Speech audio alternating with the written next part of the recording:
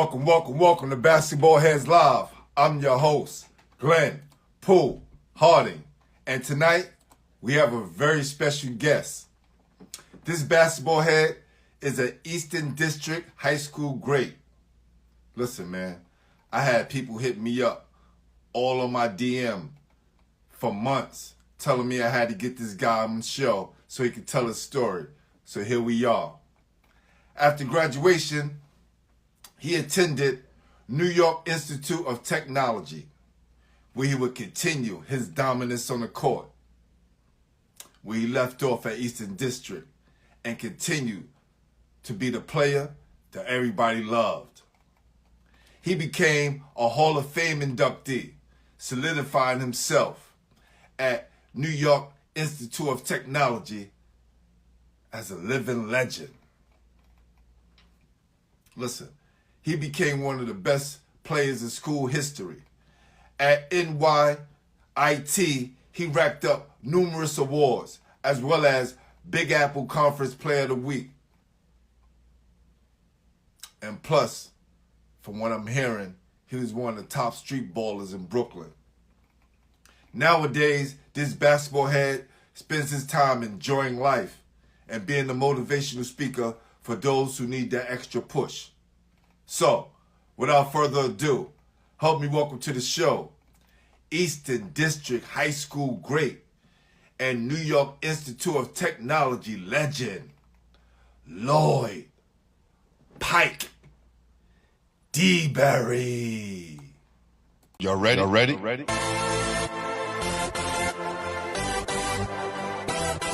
Yes. You have just stepped into the world of chaos, where everybody goes hard. Come on. Go hard. Go hard. Go hard. Go hard. Go hard. Go hard. Or go home. Never back down. You gotta hold your own. Go hard. Go hard. Go hard. Go hard. Go hard. Go hard. East Coast. Go hard. West Coast. Go hard. Midwest. Go hard. Dirty. Hurry up, everybody. Get online, buy your tickets, cause the game about to start.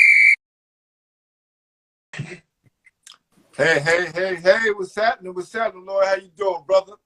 Greetings, my brother. How are you? I'm doing well, man. I want to say, first of all, it's an honor to have you on the program tonight. I'm really blessed and highly favored right now. Trust me. My guy West from Brooklyn, he down in South Carolina right now. He was just like, oh, man, finally, you having Pike on the show. You know, my guy, Michael Messiah hit me up. It's like, yo, you got my guy Pike coming on. My guy, man. Right? I could go down a list of all the people that's been hitting me up, telling me, you should be on the program, brother. So thank you, man. Appreciate you. Oh man, it's a pleasure, man. This is, it's just as exalted for me. This is my ESPN, brother. Feels good. I appreciate you. Feels good. Thank you. It means a lot. It means a lot, definitely. Oh yeah, man. Wonderful thing that you're doing, bro. I appreciate it, man. You know, we got to keep that circle going live. You know, our basketball circle is a lot of rich history in it, man. And coming from Brooklyn, wow, oh man, it's just not even enough time to explain. So I'm hearing, listen, Coach Ray Haskins has been the godfather of the show from the beginning, and definitely, the backbone of the show, as far as keeping me abreast of all the knowledge and basketball history that I may have not known about. So you're definitely one of those guys, man. Oh man, yeah. Well, Ray Haskins, of course, his rich history in Brooklyn, and I was unfortunate actually. I was a freshman in Alexander Hamilton High School. And boy, the competition was tough. So that led me to Eastern District. I transferred out my freshman year, regrettably. And years after, me and Ray Haskins talk about it, I said, man, you should have come down to gym class and just snatched me out. I'd have been Alexander Hamilton, but no regrets to Eastern District. All my love go to the Eastern District Knights. So what was he coaching at Alexander Hamilton when you was in high school? Yes, he was. He was coaching. There was Jerry Ice Reynolds, Lionel King, and Beetle Washington, Cosell, and forgive me if I missed a couple of names, but those the big names from the '80s. That was our senior year. As a matter of fact, Wow. the year before that, they played the first national high school basketball game on TV. Yes, I Yeah. put that on my page against Ben Franklin from Philadelphia, correct? Is that right? That's 100% correct. Yes, it was. Yeah, get Jerry Ice Reynolds to tell a story. Oh, he did. He was on the show. I had him on it. We talked about that. Oh, okay. You know what? I think I did see him. Okay, great. Yeah. Yeah. So I want to jump right into it. So I always ask all my guests who come on the show, who introduced you to the game? You know what, man? It's so far ago. It was this guy, kind of like a brother-in-law of mine, John Williams. And that was during the days I was at Alexander Hamilton. And I basically played Skelly. I didn't play basketball. You know, the Skelly things. Hold on. Let's make some noise for all the people who play Skelly and know what Skelly is. Oh, yeah. So they would come and get me off the Skelly court, man. And I had Kenny Parker on the show. I'm just going to tell you a quick story. Kenny Parker, yes, sir. Canvas One brother, and he was talking about Skelly like, yo, G, if it was for basketball, I probably would have been a pro with Skelly if there was a pro league for Skelly. I tell you, man, that was our game back in the day, you know, innocent fun. Yeah, so John Williams, a good friend of mine, my niece's father, he got me out of Alexander Hamilton and was basically stole me in the Eastern District. And that's when I started taking basketball somewhat serious. Right. I only played 2 years of high school ball, actually. Go figure, man. Yeah. And all the damage you've done in 2 years, Eastern District. Where exactly you from in Brooklyn? Bed-Stuy, Tompkins Projects. Yeah, I Do it that. that. My guy West was definitely shouting that out. I just wanted you to say Oh, it yeah. to the world. Oh, yeah. Oh, yeah. Definitely. You better believe it. Yeah. Tompkins Projects, wonderful, rich history out of there. Well, we all know our neighborhoods, man. But yeah, Tompkins, Bed-Stuy. Okay. Cool. And what age did you fall in love with the game? I would say about, well, you know, in the neighborhood, man, it's a false thing, bro. You got to be in the circle unless you get picked on back in the day. So you know how that was. So I figured I started about 14 and 15. There was a tournament in Tompkins Projects, and we had our summer tournament. Boo-Boo, God bless the dead. Greg Vaughn, I don't know if you recall, a great player from Queens College in Tompkins Projects. He started a tournament, and I was about 14 and 15. And we played in that league, the juniors. And so I scored about 50 points, so I surprised myself. And I said, hey, maybe I like this thing. So I started picking up on it. So, you know, I say about 14 or 15, I started not really falling in love with the game, but liking it. You scored 50 points at 14 years old? Oh, yeah, wonderful thing. I wish they had tapes back then. I wish they had tapes back then. And believe it or not, 50% of them were layups. Listen, that's why it's so hard for me to watch NBA games today. I was just telling someone today, I haven't watched a full game of basketball in about 3 years because it's like I know what everybody's going to do. There's no surprises anymore. Right. Well, taking nothing from our brothers, you know, I'm glad they making all this money and all the stuff, but you're right. The basics and the beginners of basketball is totally missing from what I see. And listen, you know? I don't have nothing. I'm a shooter. I can shoot the long ball. I get it. Right. But if everyone is doing it, what's the fun in watching the game? Like, you're not going to get that Dr. J around the hoop or that Jordan up and under, you know, that Magic Johnson look away. It's those little things that give the game of basketball so many, that great dynamic. And right now it's just the 3 ball, and that kind of gets boring for me. I'm not speaking for everybody else. Well, I mean, I'm pretty sure you're in a popular category because it can become quite boring. Those are shots from half court and all that type notice. But the game is changing, and I just resigned to accepting it, so to speak. But sometimes I don't even watch it.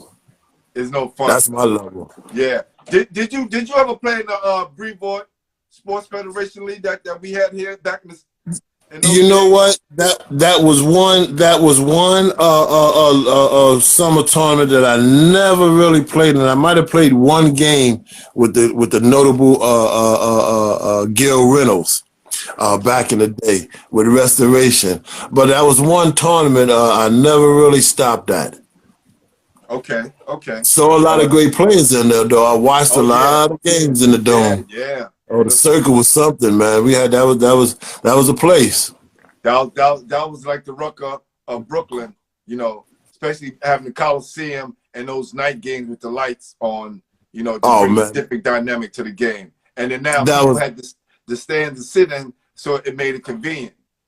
Sure, that was the best, man, when the lights came on. And ironically, we kind of tried to mirror them over in Tompkins tournament, our summer tournament, because we had the night lights too. Yeah. And boy, when Bernard King came there, man, they was up in the trees and they looked like a baby Rucker. Wow. So we kind of emulated Brevoort with the night lights. Okay. But you know, Brevoort takes the cake. Yeah, I hear that. So, who was the best player in your neighborhood when you was coming up? Wow, I guess I gotta be like every Brooklyn ball player and get baffled because it was so many, man. And we're talking starting from the Flower Williams of Brownsville. No, I'm talking about in your area. We're not talking about in my era. In your area. Like when you came outside, it was the guy in the park that everyone wanted to be like. Oh, that was Sid Green. Well,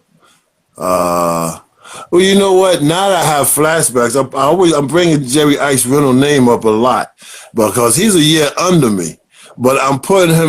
I saw him as that good, as if he was that pro. So I say, yeah, so it was a lot of guys, you know, when you put a guy on the spot, then your mind goes blank, so to speak. But I got Sid Green and Chris Mullen. He was a year behind me. They did those guys. Red Bruin. And I know they were the standard back then. Oh yeah, and I was right behind them, just looking up to those cats. And I know you remember the Animal. We played on a couple of teams together. Richie Adams. Yes. I actually played with Richie, you know, toward the end of his career. We played Pro-Am and went down to Virginia for a good week and had some fun. I got to know him. He actually was my roommate, so we got to know each other pretty well. Oh, cool. Oh, wow. Okay, cool. Yeah, I'm still looking to get him on the show. Hopefully I'll get him for season 3. Right. Yeah, I have a pleasure to see that cat. Yeah. So who was that player that let you know you had to get better? I say it was Gil Reynolds and my high school coach, Jerry Berner. Okay. Those guys. It was the coach that told you had to add some more things to your game, huh? The coaches, and you know how the peer pressure go in the tournaments, man. When you know you got to tighten certain things up, you know if that drop step ain't right, as soon as you turn around, it's coming right back in your grill. So a lot of it was peer pressure. But as far as the coaches go, you know, the Gil Reynolds and my high school coach pretty much told me, you know, tune up your things, man, because you know you can be better than you think you are, so to speak. Yeah, I had the pleasure of playing for Gil. Coming up, as I was transitioning from football to basketball, I would go up to 309 to the workouts. The late, great Thomas Diggs from Brevoort would tell us if we wanted to get better, we'd go to these workouts that he's having at 309, and I would go. And it helped me tighten up my game. So by the time I got to Lincoln, you know, I had the basic fundamentals. Oh, okay. So what year were you at Lincoln? I was at Lincoln from 83 to 86, and then my senior year I went to prep school. Oh, okay. Right after. We won the city championship in 86, so, you know, my job was done at Lincoln, and I had to go to prep school to get my grades together because, not taking care of business early on before I got to Right. Well, you know how that go. But Lincoln has a rich history. I give him that. Let's not forget my man Dennis Thompson, and I think he was a couple of years before you. Dennis Thompson and John Devereaux. Yes, John Devereaux, Big John Devereaux. Yes. Yeah, those are two names that stand out when you during my time when you say the Lincoln guys. But you guys got super rich history. and I tell people, baseball, football, basketball, swimming, going to Lincoln was like it was a different atmosphere because you was motivated by all the teams that was doing well. So Right. What made you go to Eastern District? Like you left, you was at Alexander Hamilton at first, correct? Right, that's right.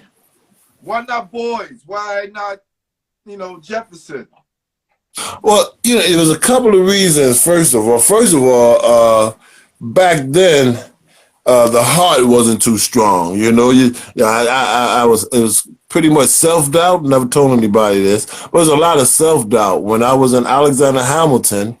I think it was 2 slots available. Bring the phone down, just a little. There you go, so we can see your face. There you go. Yep. Oh, okay. I think it was about 2 spots for about 300 cats trying out.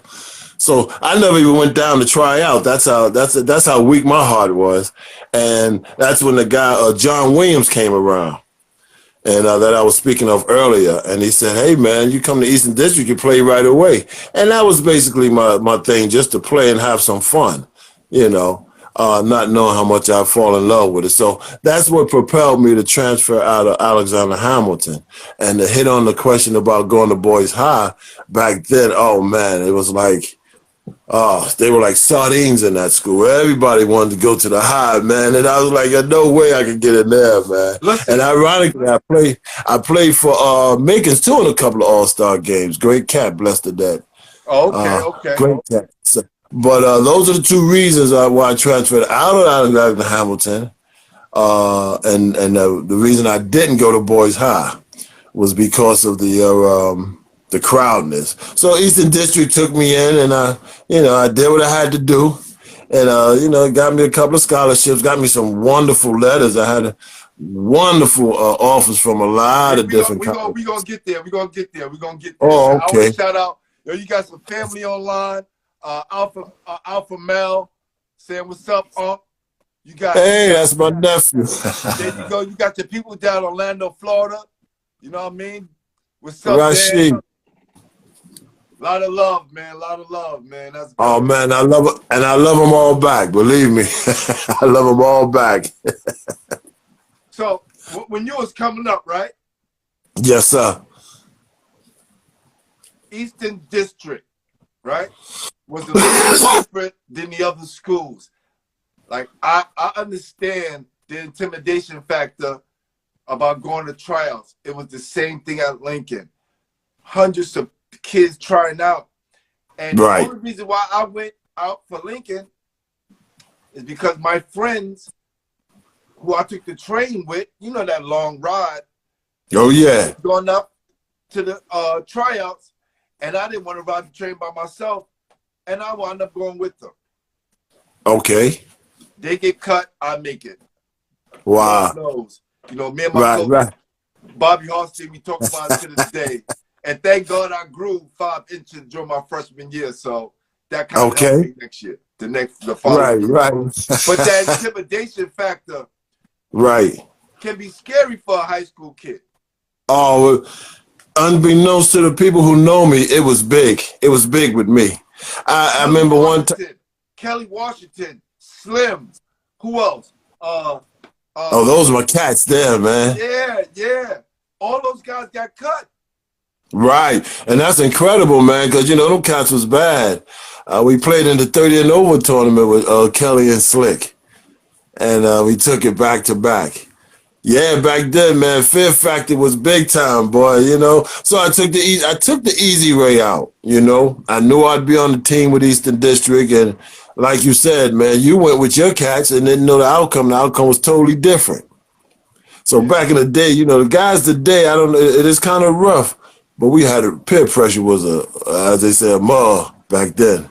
Yeah, and nowadays these guys know who already made the team. They know already grade. They already know right, right, yeah. So it wasn't any major recruiting going on back then, and you had to go for what you know, man. So for you to leave and then still make a name for yourself in 2 years is absolutely remarkable. Thanks a lot, bro. Appreciate that. How was Eastern District for you back then? Well, Eastern District, believe it or not, it was just as crowded as Boys High. We had all the hood cats in there. We had 3 different projects that was really running it. You know, Tompkins, Marcy, Sumner, and then you throw in Fort Greene in the mix.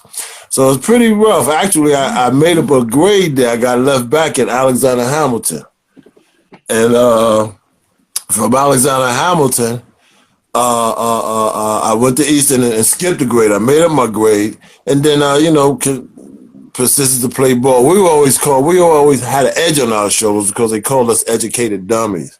You know, so we EDs to the Eastern District with educated dummies, and a lot of us, you know, took offense to that. So we proved that, you know, we was more than that, man. But you know, like I said, that peer pressure back in the day was a mug. Hey, listen, man, they used to call us Stinking Lincoln, so you know. But no matter what they called y'all, man, you know, y'all had y'all history. We were in the tough division with you guys, you know, the A division, and we held our own. You know, just a shout out to a couple of names: Rodney Boo Nolan and Abe Fennell. Blessings to my man Greg Ankrum, who passed away a couple of years ago. So we were pretty tough, man. We were pretty tough.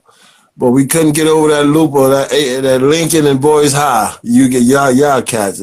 Y'all had it. That suicide division was crazy. You know. Oh yeah. We played against y'all. You guys had Moses Scurry, my guy Antoine Lewis, and my guy Sam, who was actually very good for Eastern District. Yeah. Well, Mo went to Eli Whitney actually. Eli Whitney. Yeah. Sorry about that. Eli Whitney. They did go. And shout out to my boy Greg. Thanks a lot. No problem, brother. Shout out to my boy Gregory Snowden and Johnny Clifton Jones from Eli Whitney. Those are 2 very good friends.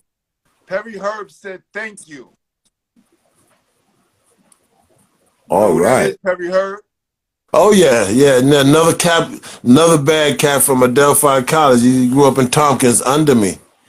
He said, who is that? He said Cleve, Darren, Mo, and all the great ballers. Wow. Oh man, I'm glad. Tompkins. Yeah, those are my brothers, and I'm glad you mentioned Cleve's name. I just want to hold this down a little bit. He just passed away. Very good brother, very good ball player, and this was one of his camps that he ran. Wow. And I said I would put it on just to represent him. If I got a chance, I just wanted to show it and to say, you know, my condolences to the family. And that was a wonderful brother of ours, man, and we lost a good one. R.I.P. Cleve. Yeah, thanks for mentioning those names, brother. Appreciate that. No doubt. Appreciate it. I appreciate Herb, man. Thank you, Herb. Oh yeah, Herb. That's a bad left-handed cat too. He's one of the twins. He's a twin. That boy was bad.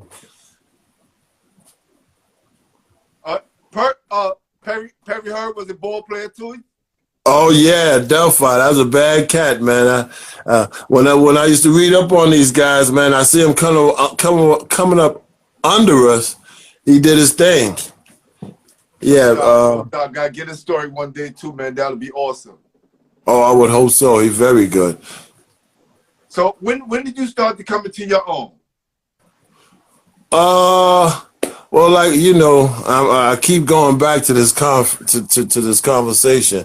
Peer pressure was hard. So by 16 or 17, you know, we thought we were almost grown basically. And by the time I got to college, I was full-fledged. So I figure about 17, 18, my senior year in my high school. And sorry about the movement and stuff. No, okay. Trying to stay still. So yeah. those 2 years you was there, you was kind of figuring out where you belong in this basketball world. And then once you got to college, you kind of figured it out. Exactly. By the time I got to college, I was well into it. I didn't love it like I wanted to because there were some choices that I made that wasn't pro basketball but pro life, and that's some of the things that I really treasure. But I started coming around, like you say, right about when I got to college, right about senior year of high school, playing in all those wonderful all-star games with these coaches and stuff. It was just so much fun, you know. And who was some of the schools that was looking at you before you landed at NYIT? Oh boy, it was a lot of well, we get hundreds of letters, but not all of them came to visit. But we got hundreds of letters, and Lafayette, Bradley University, Indiana University, even North Carolina sent me a letter. What's the school upstate that I was going to attend? Hold on. Yeah, Like, sure. Hold on. You get the Sure. letter from North Carolina. No matter what it is, could have been, the one that they sent out to everybody. But when you opened it up and saw it was from North Carolina, what was you feeling like at that moment? Felt good, man, to be honest. But I'm not one to get too overly excited about things because I put my stamp of approval on things before I really jump into it. Like you said, that's when I was coming into myself.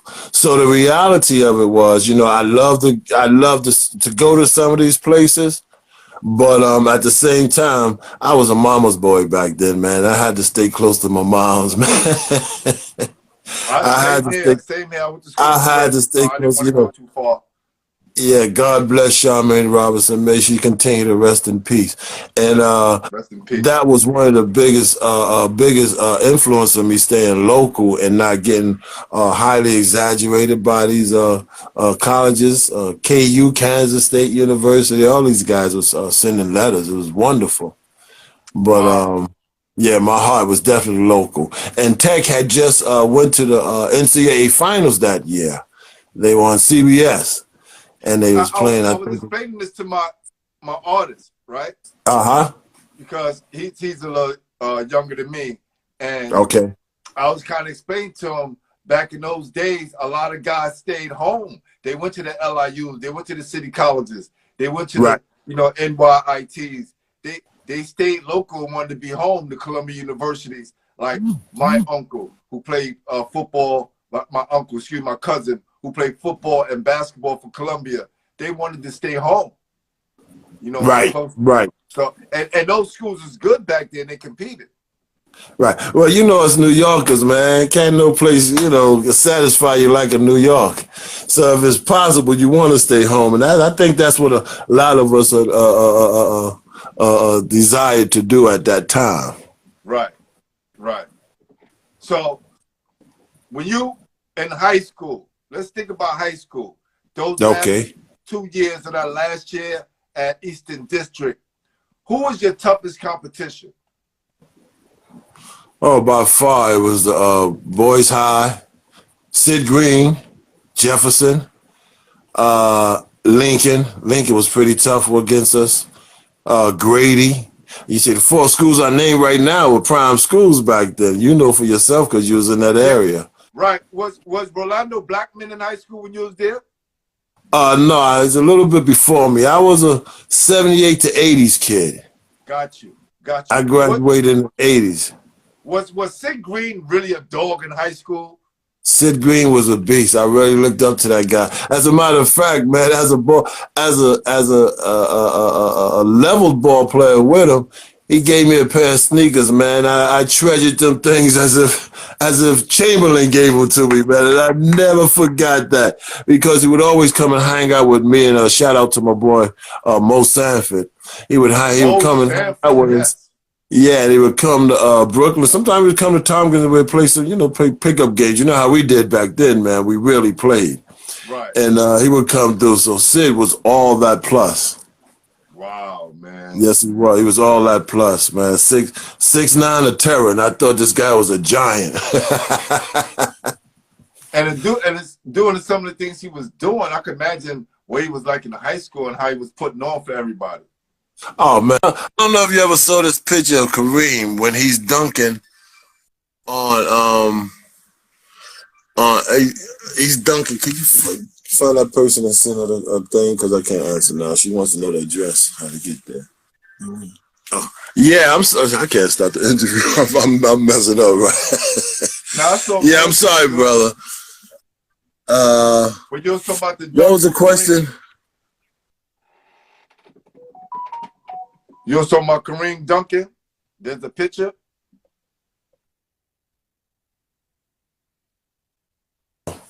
Sorry about that, brother.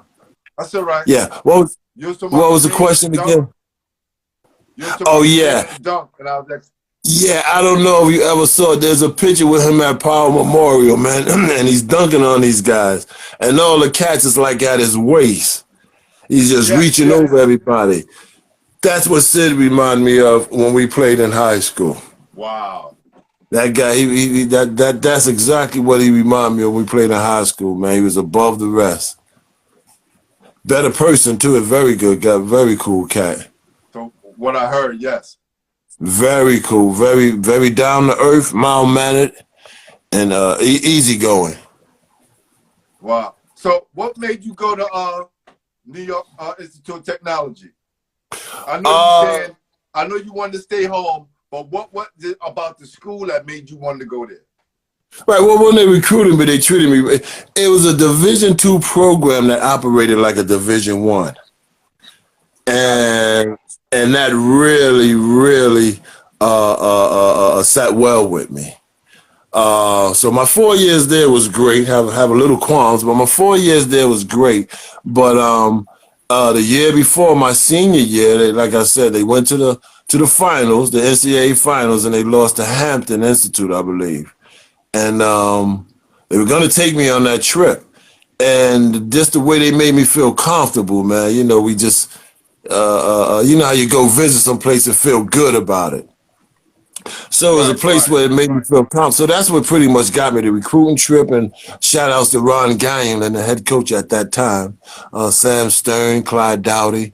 Those guys made me feel real good. So they won me over a lot. A lot of people say you should have went Division I, but they won me over a lot of that, man. And so it says a lot about the school and about the people who was in there. Yeah, and I believe, listen, Division I, Division II, Division III, whoever wants you. A lot of times we are picking the schools, you know, but we rarely pick the schools that's picking us, that really want us. You know, right. Once they recruit us, we kind of get caught up in the school atmosphere. But those people who really want you and really had your, you know, your best interests at heart, I think those are the places that you really excel at.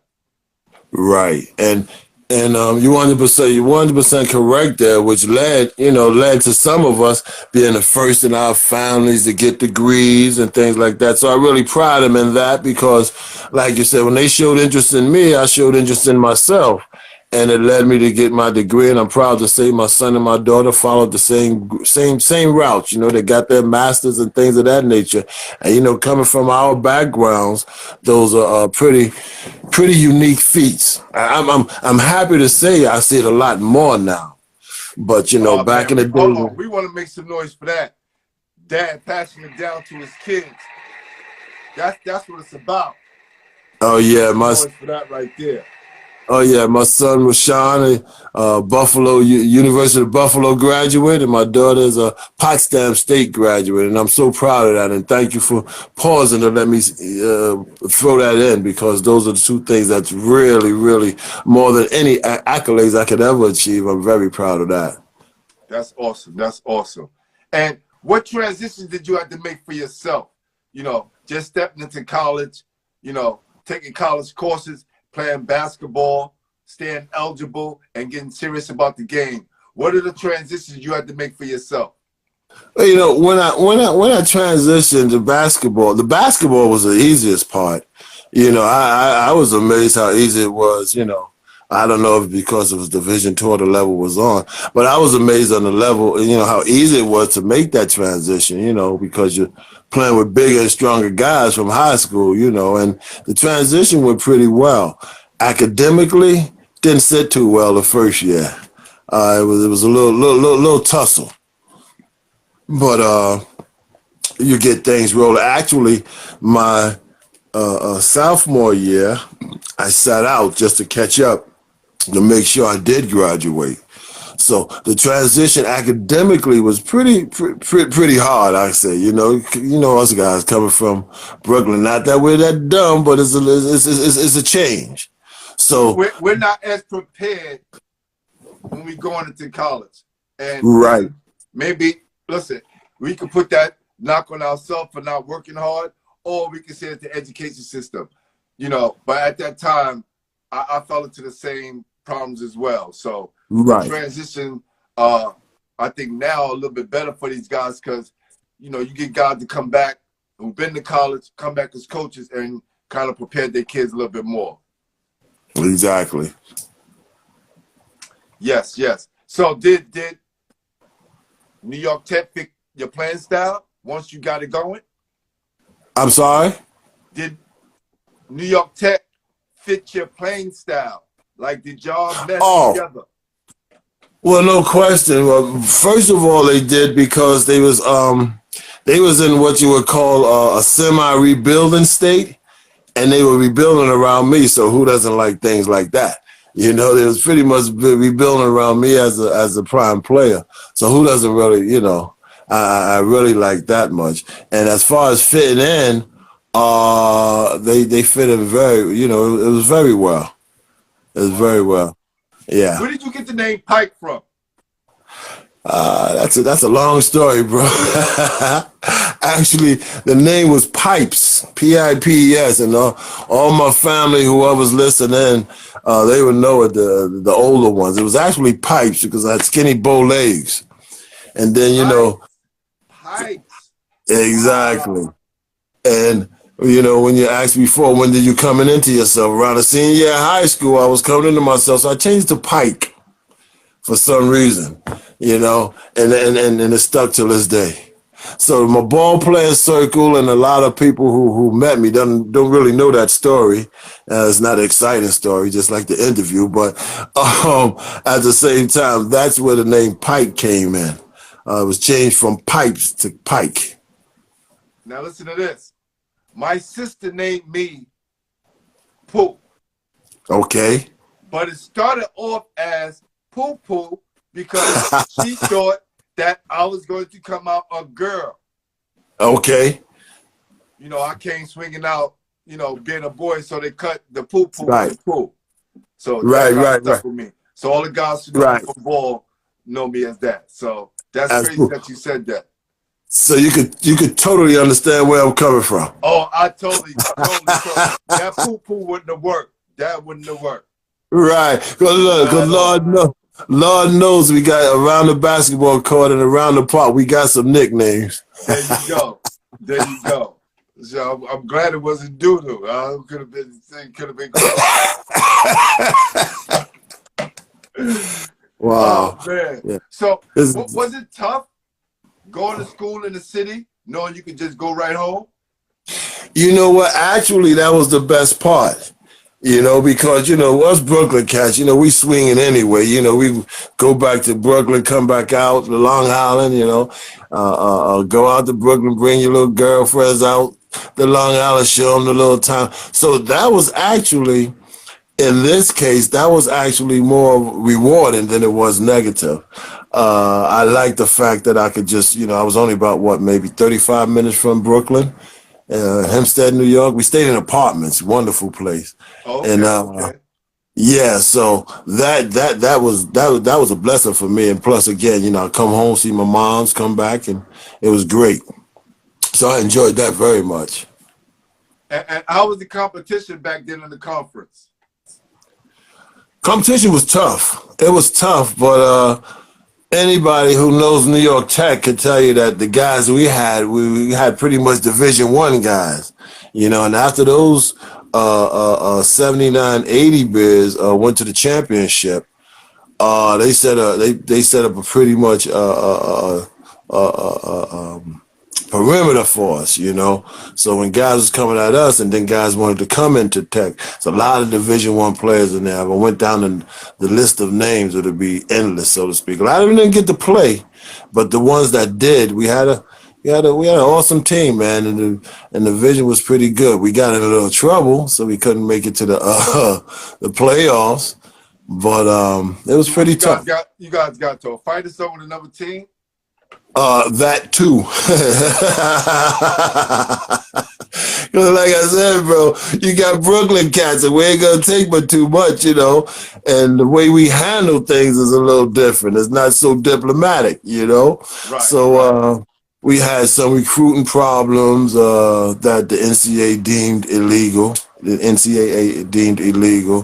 And then we had this fight. I don't even want to bring the school name up because it's with my boys, Cleve, but I'm going to say it. We had a big scuffle with the University of New Hampshire. Wow. Which is called now, what is it, Southern New Hampshire University or something like that. Yes, but we had that fight with them, and so that was the big day. So the conferences was tough and it was great, but we couldn't get to our places because of those two little shortcomings, man. Wow. And what year did that happen? Was that like your junior and senior years? That was my freshman year and my junior year. So 2 years, just like down the drain. Yeah, let me recoup that. That was actually my junior and senior year. Yes. Yeah, the first 2 years. You sat out to sophomore year. Right. So my first 2 years was great. You know, they had some wonderful moments, and then the last 2 years we had our little problems. Okay. With the NC2A. Listen, and all the rules.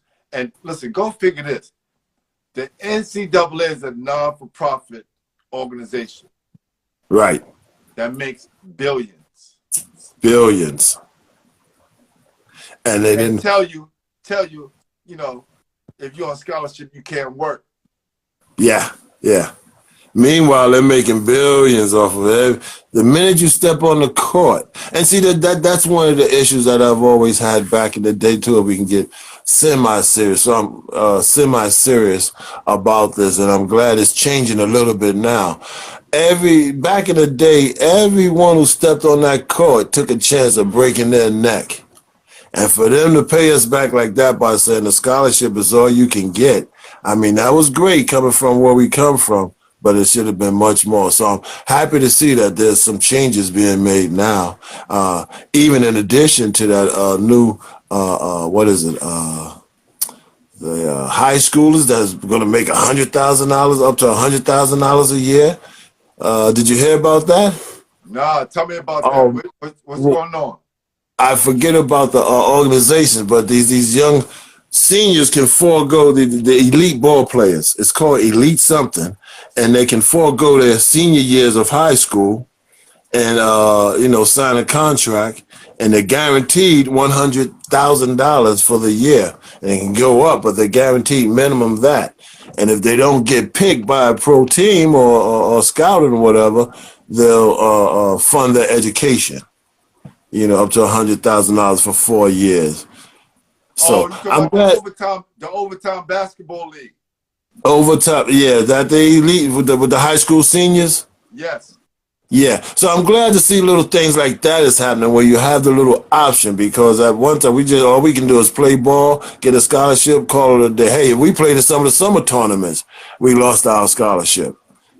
Isn't that crazy? You only can play in the tournaments that they deem, sanctioned. Safe. Sanctioned, yeah. Or sanctioned, definitely. Yeah. What tournaments did you play in? Did you play Pro-Am? Did you venture out? Oh, most definitely. I played in Pro-Am with 2 teams, but most notably with the Courtsmen. Wow. And with the Courtsmen and the Long Island Stars.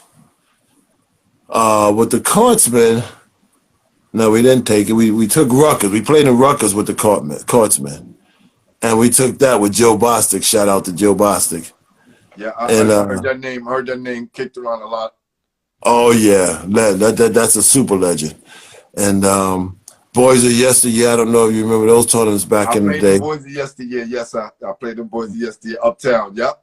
Right, and the pro-am, as we aforementioned. Okay. Each one teach one.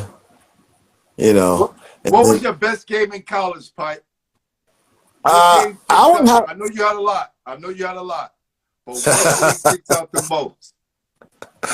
Wow, I wouldn't say so much that I can't remember, but I say my freshman year. Freshman year, we were going up against Wagner College, and they were Division I, and they had this guy, Howard Bones Tompkins, and this kid Capaglia. As soon as we shoot, this guy would take off and run to the corner to shoot a three-pointer jumper. And I think I scored about 30 points against them guys, about 30, and that was a freshman year. So that was one of the biggest highlights of my career. Who was holding you that game, Pike? Who asked you bust? I couldn't remember. You was giving everybody some buckets, huh? I guess I was giving everybody some buckets, but I will note that Bones Tompkins really knocked me on my ass, man. He was a consummate pro. He said, freshman, you ain't coming ahead doing that. As a matter of fact, he got drafted by the Knicks the very next year. Wow. But yeah, but we were giving it to him, man. That was my greatest game. And another game against Pace. That's a big standout.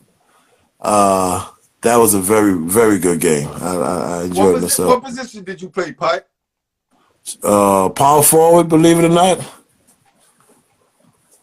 And how tall do you stand? 6'4". A stretch 6'4". You know, and some of the programs I was 6'5", 6'6". You know how it was back then. But Adrian Dantley was only 6'4", posting guys up in the NBA. Oh yeah. Charles Barkley's only 6'4", right? People they 6'6". Chuck is all of 6'4", barely 6'5". Right. Quick story that with Adrian Dantley. When he was playing with Detroit Pistons, and Sid was playing with Detroit, and he got us on the bus, and we were all hanging out, and I was like, man, I can't believe how you 6'4", taking all these cats to the hoop like that, man. He said, hey, man, keep working out, bro. You'll get there. But, you know, that guy was exceedingly well. Yeah, a scoring threat for real. Oh, can you imagine? Yes, sir. So, after it was all said and done, yeah, when you left New York Tech, right, did you feel like you had a Hall of Fame career? Did you know you was going to get recognized one year after you left? Not at all, bro. Not at all. Not at all. I didn't even think about it. As a matter of fact, it had started, my interest had started to dwindle in basketball, so I left a lot of things alone. And hence me not even going overseas to play ball. Because it started dwindling. I had my fun, so to speak. And if it came that type thing. If it doesn't, you know, I'll continue working. Because I worked for the city for 25 years as a caseworker and a juvenile justice counselor. So it kind of like dwindled a little, whereas most of the time it get heightened for most people after college. It didn't really reach that pinnacle, but there was a lot of interest there, but my basic life was kind of like more taking form, so to speak. Yeah, I spoke to Kenny Anderson, and he said that he said some great things as far as him loving the game of basketball in high school, and it wasn't the same once he got to college and once he got to the pros. Right. Who's this? It says, keep it pushing, honey says, what are some of your awards that you received during your time playing ball? Oh, wow. You see so many. It's, you know how you put them things away and they get cobwebs on them. But There was one that's most notably, it was a ECAC Player of the Year, Division II, and it was right Now, behind. you put Player of the Week, and I could have put that in my intro because I'm like, he only won Player of the Week, but I'm going to put it in there anyway. You won Player of the Year, Division II? Oh, yeah. What's ironic is if I was noise for that. That's crazy, man. Like, people don't need to realize how ill that is. Yeah, thank you, brother. Thank you. I appreciate that. D2. Yeah. Like I said, a lot of things, you know. Year D1, D2, junior college. If you are the best player, man, that's the ultimate reward right there. Well, it was great. I tell you what, you know, although I take it, I take it as an honor, so to speak. It was great sitting in there. It was back in the day. I don't know if you remember the restaurant Mama Leone's on 48th, and they had a lot of awards there. It was really big, man. BJ Carlissimo, all the big names guys was there. It was great. Wow. Yeah, so a lot of the stuff I send you is just maybe a fraction of the stuff that I've achieved, and that's because, again, the way my interests go. Right, you know? Right. Mm-hmm. Who's this? Lesser Junior said we played together on Keith's best team. I was the light-skinned left-handed kid. Listen, people are bringing up things from way back, man. Salute, Lesser. That's crazy. Yeah, it's so funny because, like I said, you know, and not to take nothing away from me, I talk so little about myself that I forget some of the accolades. You know, I enjoy it when, you know, and I enjoy it when like you say, the brother said, I was a light-skinned brother who played with you. That's when I enjoy it most, when brothers bring it back up and I reach back, you know, and look back, because there's a lot of things that I totally didn't say, didn't send, you know, didn't speak of myself. But I thank God how I was raised and how I performed, because I was a caseworker, and I was pretty much giving out to the community more than accepting the accolades. And so that's why you'll get bits and pieces of what I have to send in. That's why this interview is pretty much, you know, I'm enjoying it, but I'm not being as jovial as I can be. You know what I'm saying? It's all good. It's all good. But I'm loving it, man, and I really appreciate it. You get a chance to tell your story, because one day somebody's going to write about Lloyd, Pike, DeBerry, and they're going to put what their spin on it, right? Oh, yeah. And now we get to hear it from your own mouth. Oh, yeah. Because you know how when they rewrite history, we've seen it happen in the past. Oh, yeah. Some of our greats. Yeah, you're right. You 100% there, right, Pooh? You 100% right there. Yeah. So you finished up basketball. You didn't go overseas. You graduated, which was most important when we go to college, right? The whole point of going to college is finishing up and graduating. Say it again. I beg your pardon, Pooh? I said the whole point of us going to college is finishing up and graduating. Right. Yeah. Quick story with that. You know, back in the day when we were going in, it was a lot of us, because we was bad in ball, you know, but you can attest to that from 75, like that ball side middle. Shout out to that sports page. Yes, you can attest to that from 75 to 85. We had some bad ballers back then, you know. So you can attest to, you know, going to school where a lot of us was going, and in less than a semester, we were back in the city, you know. And I was determined not to be one of those cats, not to take anything from them. But, you know, a lot of us was going and had some wonderful opportunities. But before a year or two, we were back, you know, back home. So I that's one thing I told myself. Once I get in, this is one program I will complete. And it worked out well because, as you know, I'm going to say it again, my children, they're both college graduates, and I'm very proud of Rashawn and Sarah. And not only that, your niece said that's why I'm in the field that she's working in, because of her uncle. Oh, wow. Keep it pushing, honey. Oh, what? I don't know which niece said that, but tell her thank you very much, and I love her. You know, you never know the spot you put on certain people because I come from a rough breed, man, and I was kind of like I wouldn't say kind, but one of the calmer uncles. You know, I wasn't out there thugging, I guess you'd say. Right. And to hear my nieces say that, you know, is warming. Very warming and welcoming. And whichever one it is, I love you and thank you very much. So now, what I like to ask a lot of my guys who come on the show is, when you look back on it, right?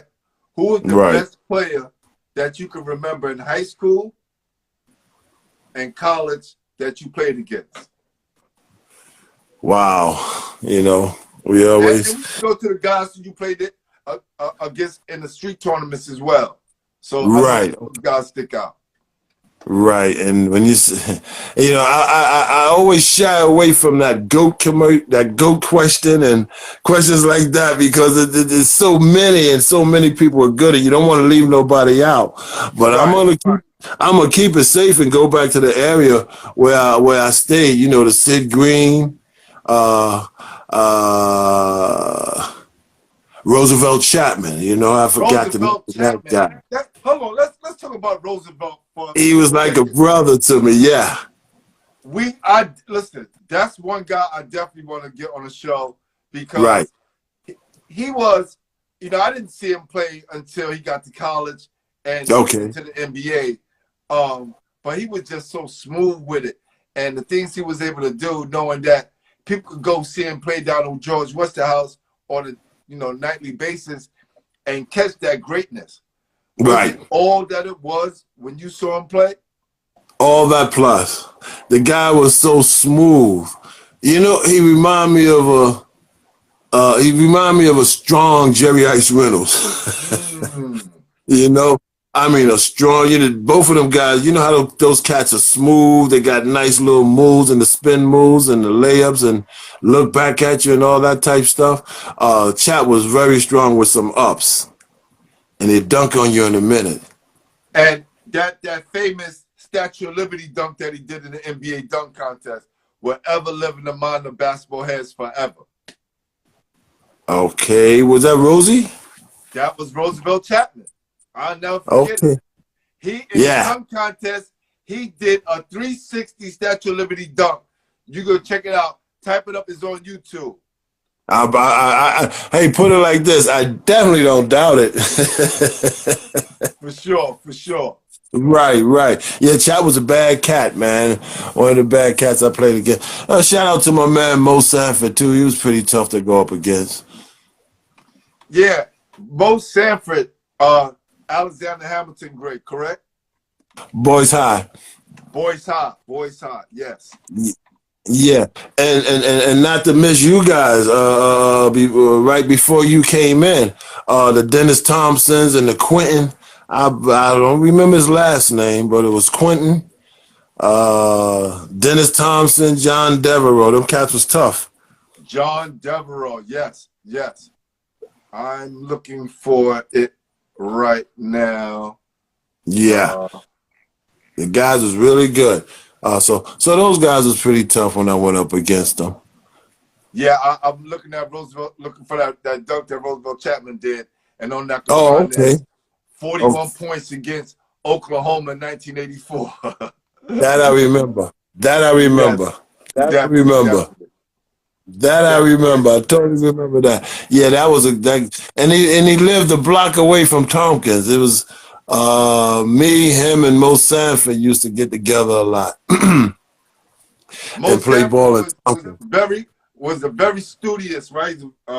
Good. Not only was he a good basketball player, but was an excellent student as well. Well, actually, yeah, big shout out to Big Mo. He actually, he started out at Niagara College, and he transferred it to my school. He transferred it to New York Institute of Technology, as a matter of fact. And we played a couple of years, and we always pride ourselves as coming out of Tompkins, and we made it. We sure enough graduated. So the studious part, you 100% right, man. I never forget this cat. I failed the course because he was cheating off my paper. I said, what the hell is going on, man? I fell, and he cheated on my paper, but we Right. made it through. Proud to say we made it through, man. That's dope, man. That's dope. So how did you stumble into becoming a motivational speaker, and who was you motivating? I think that came from basically once I left school, and I was a New York City caseworker, and I would open up family daycare homes, and I provide daycare. You know, daycare is needed in our area, so the mothers and fathers can go out there and work.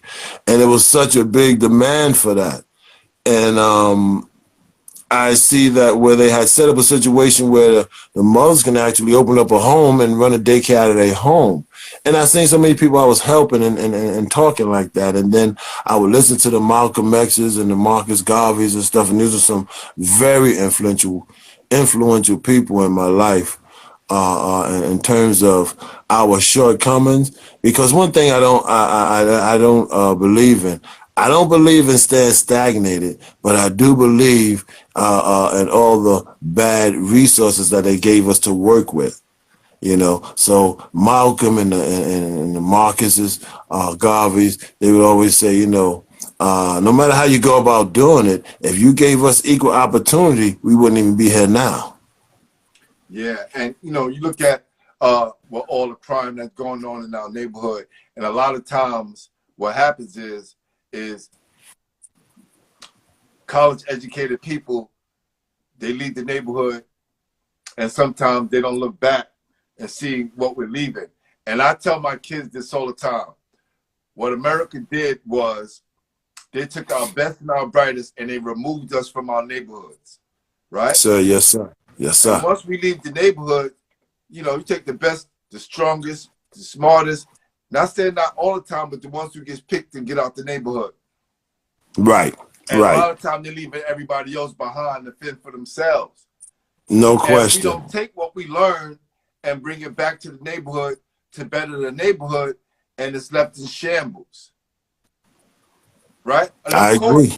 We know we're a small part of the chosen that get picked to get out the neighborhood, knowing the disadvantages that we had to go through or survive through just to make it. Now, just imagine those people who don't get that opportunity. Right. And you couldn't have said it more better. And that's why I say I pride myself, because once I left New York Tech and once I finished playing the ball thing, I stayed in New York City and I worked for the 28 years. And because that's what my heart was, and this is what I know. The reason I picked up sociology, I was in college, and the people they were talking about in the books, the stereotypical comments, I said, hey, man, they talking about me. The welfare recipient, the walking with the boombox on your head and all that stuff. I said, you guys are talking about me, but the bad part about it is you're not giving us no resources to get out. So my biggest thing is, you take that, if I could help one, if I could help two, then I've done my job. So that was my plight, so to speak, and that got me to being this motivational speaker. And people would come back and say, how much they appreciate what was done and things of that nature. And if any of my daycare population are listening, God bless you guys too. I got some guys. Yeah, I got some guys who I was actually their daycare teacher, and now they're 30, 35, 40 years old with a family, and it's just so rewarding to hear their mom say, Mr. DeBerry, you really helped me out back then. And that's the great part about it. And that's the part where I got my motivational speaking from, so to speak. That's awesome, man. So yeah, bro. With all this knowledge that you accumulated, you made sure that you passed that down to your children, which they went to school and got their masters and made Pops proud. No question. No, very proud. I couldn't be more prouder. That's it, man. What do you do these days to stay in shape, brother? Well, today I just eat a lot,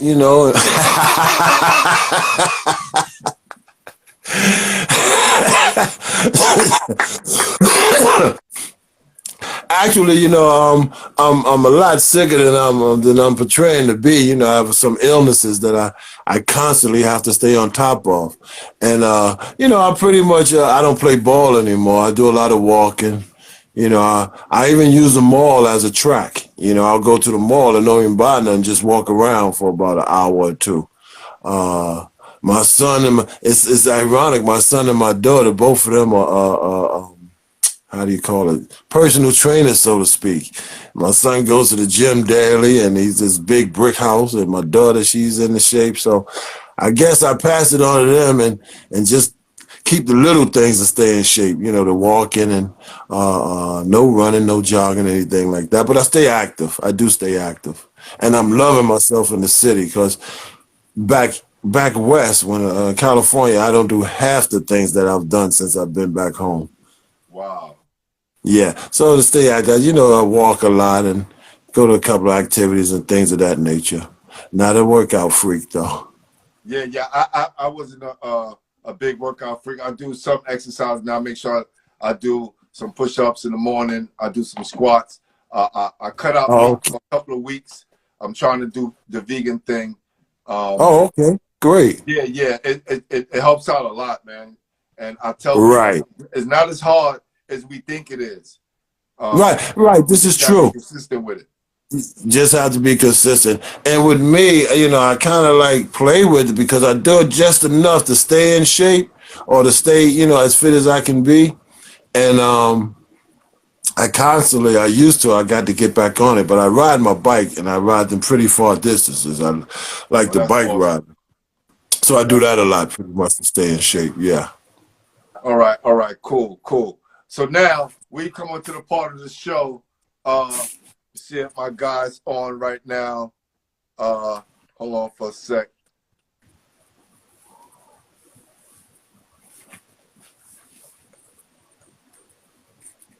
See if my guy's on. Okay. Yeah, let's see. I know my artist, he was drawing something up. I'm gonna see if you're on. Your Mel, if you're listening, come on. If you're ready, let me know. If not, I'll see you decline. But we've come to the part of the show, right, when we get to our top five. All right? Now, when I usually go through this, people have a tough time, right? Because some people get left out. And it's just your top five, okay? So I'm going to make this easy for you first. All right. Top 5 ball players from Tompkins Projects. Oh boy. Well, that is a narrow down, and I hope I don't miss the one because this is my order, but not exact. So okay. I have to start with this cat called Joe Foster. Joe Foster. If you want, he went to Eastern District too, by the way. If you wanted a bucket, if you wanted some defense, you call this cat. Second will be, I guess, the great, God bless the dead, Greg Boo Boo Vaughn. Boo Boo Vaughn. Yeah, he was a big influence on our community. And then he went out in Queens and did some well things out there before his demise.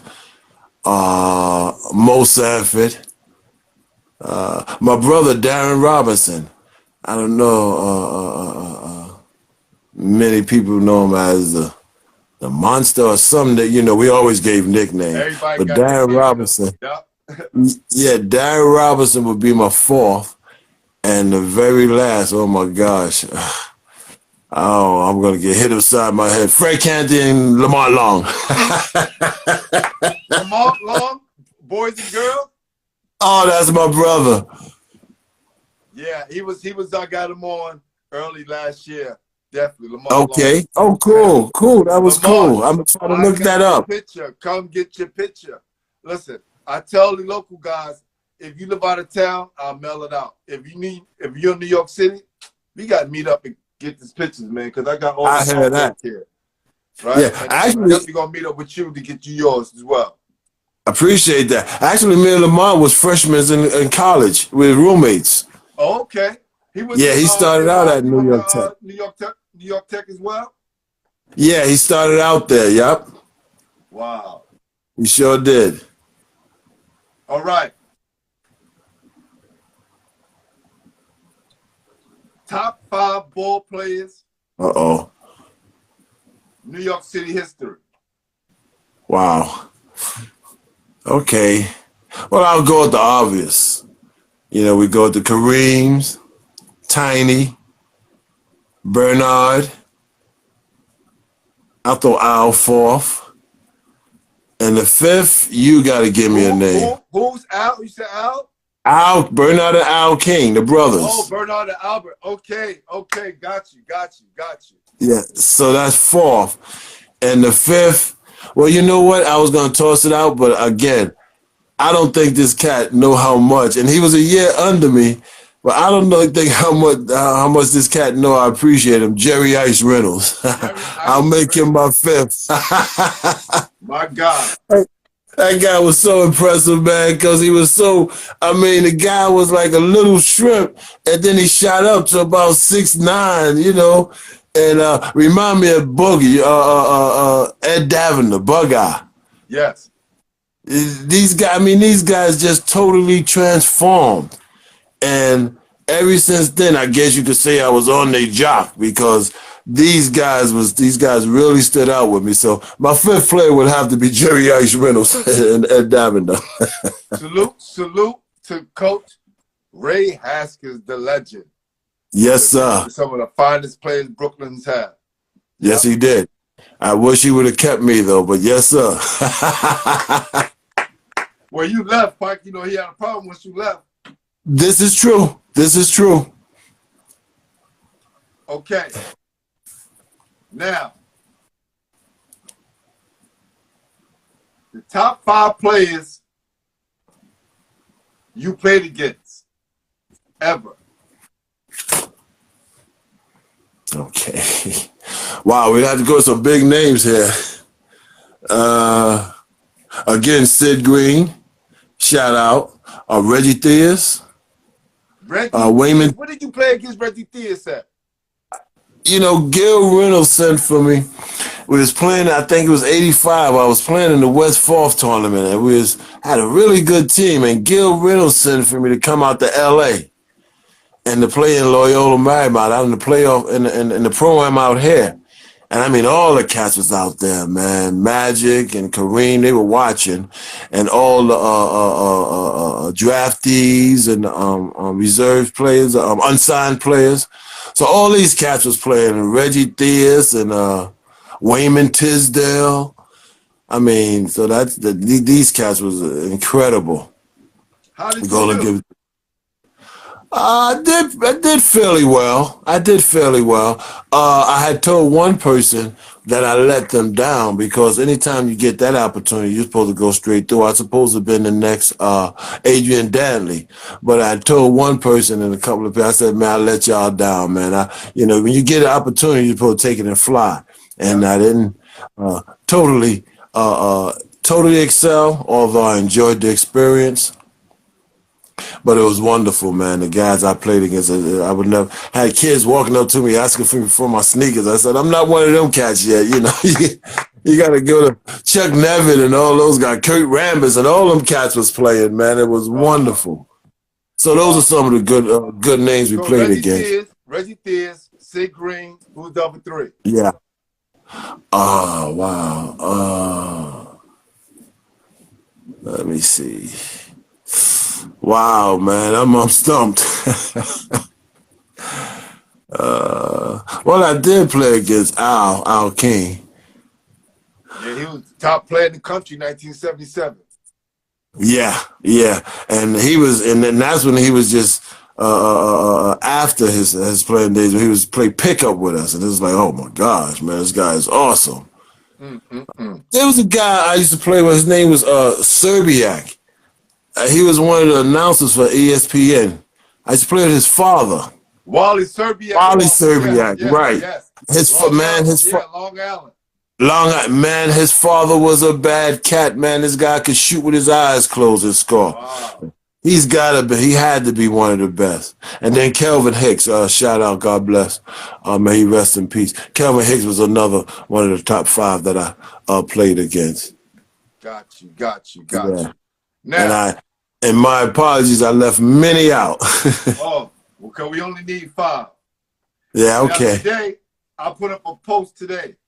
Maybe you could bring in your son to help you with this. Bring in your son. Where your son at? Rashad, he's right here. Yeah. All right, Rashad, you gonna help Dad out with this, all right? All right. Be a little fun. Today, I put up a post that asks, what are your top 5 basketball movies of all time? Yeah, you can help me with that. Top 5 basketball movies of all time. He can help you with 3, but I got 2. Fast give Break. Me one, Pike. Give me the 2. Fast Break. Fast Break. Okay, all right. And The Fish That Saved Pittsburgh. The Fish That Saved Pittsburgh. After that, I'm lost. Dr. J, right? There you go. There you go. As a matter of fact, Bernard King was in it too. Yes. Yes, White Man Can't Jump. Oh, yeah, White Man Can't Jump. White Man Can't Jump. Yeah, that was a good one. Nice. 2 more. He got game. He got game. Lincoln. Oh, Hoosiers too. Oh, Hoosiers. That was a good one. Hoosiers was a good one. And Glory was a good one as well. What about Blue Chips? Blue Chips was good too. Blue Chips was hot. Awesome. Blue Chips was hot with Shaq. Yep. And Above the rim. Had, Through the Fire, Above the rim. which is the documentary, and Hoop Dreams. Oh yeah, Hoop Dream. Hey, you hear my son saying? Above the Rim. Above the Rim. I was actually in that movie. Oh man, that's great, man. That's awesome, man. All the guys was in there except me and Mo. We thought it was true. I said, man, we should have went up there, man. Yeah. Wow, you was in there, huh? Yeah. Cool. All right. Yeah. Thanks for letting me include my son, because anybody knows, man, from the age of 3 all the way up, it's always been me and him, man. Anywhere we go. That's dope, man. Well, listen, Pike, listen. I'm glad we was able to do this. My guy Jamel Powell just sent me the picture. What I'll do is I'm gonna send it to you, and then tomorrow, after people watch the interview, I'm gonna post the picture, and then we'll meet up one day, and you'll get in a person once he brings the rest of his pictures down from Jersey. Oh, appreciate it, bro. Appreciate it very much. No, thank you. Thank you for always supporting, coming on the show, and your insight. I want to thank everybody who DM'd me and sent me messages to get you on the show, because we made it happen, brother. Thanks, and I really appreciate. Thank you, one and all, and thank you for having me, man. Like I said, this is big for me, man. I appreciate it, and just want to shout out. I told my son I was gonna do this. Shout out to my school for leaving my freshman year of points and rebounds out, because it knocked me out a lot of the records. So I need somebody to hear this and somebody to go and do some research and put me back in there and make me feel validated. That's right. Listen, but show my man some respect, some love, and not to hold back. I do want to thank them for the opportunity to give me my degree and my education. So I would always appreciate that, and that's bigger than anything. That's right. So Pooh, once again, thank you. I really appreciate this, man. And this is me being an old man now. This is one of the exciting days of my life, brother. Appreciate it. Thank you. And just to let you know, man, if you want to support the show, we got the merch here. You know what I'm saying? We got the merch, the hoodies, got T-shirts, Just make sure that everybody's part of the Basketballheadzz family, man. So just reach out to me anytime. I'll make sure I get that artwork to you. And thank you, brother. Hey, man, once again, my pleasure. All the best and God bless, bro. I know I'm not the most exciting person out, but boy, this was a good thing, boy. Thank you, brother. No, I appreciate you. Thank you. Bless you. All right. Blessings. Peace. Take care. I'd like to thank my guy, Lloyd, Pike, DeBerry, for coming through and sharing this story, man. It's so important that we're able to pass what we've learned down to our children and down to the next generation so they understand the work that we had to put in to get to where we want to be in life. You know, never forget those people who motivated you and helped you out, like those coaches, those players that helped us get better. For all of you out there, thanks for watching. I'll be back. We're going to have a special show tomorrow and Wednesday. I'm going to be on all night selling merch. This is what we got to do. This is how you help us mail out these posters because they all cost money. All the stuff be coming out my pocket. All right, so when you guys get that artwork, I have to send it out to you guys. That costs money. So you guys help me out and supporting the merch.